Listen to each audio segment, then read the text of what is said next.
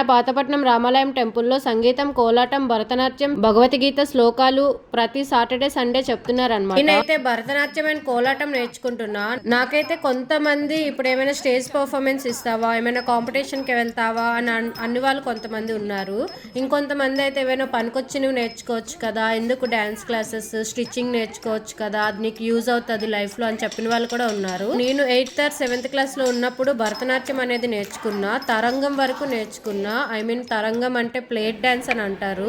పర్లకిండ్లో ఒక సార్ ఉండేవారు అనమాట, హిమగిరి సార్ అని. అతను నేర్పించారు మాకైతే, ఇంటికి వచ్చి మరీ నేర్పించేవారు. నేను 9th క్లాస్ లో హాస్టల్ జాయిన్ అయిపోవడం వల్ల నేను మళ్ళీ క్లాసికల్ డాన్స్ అనేది నేర్చుకోలేదు, ఆపేసాను అక్కడికి. మళ్ళీ నాకు ఇప్పుడు నేర్చుకునే ఆప్షన్ అయితే వచ్చింది. వచ్చిన ఛాన్స్ అయితే మనం అస్సలు వదులుకోకూడదు. ఎవరో ఏదో అన్నారని చెప్పి అనేవాళ్ళు అంటూనే ఉంటారు, అలా అని మన డ్రీమ్స్ ని చంపుకోలేం కదా. మనకున్న చిన్ని లైఫ్ లో మనకి నచ్చింది చేస్తేనే కదా మనకి హ్యాపీనెస్ అనేది వస్తుంది.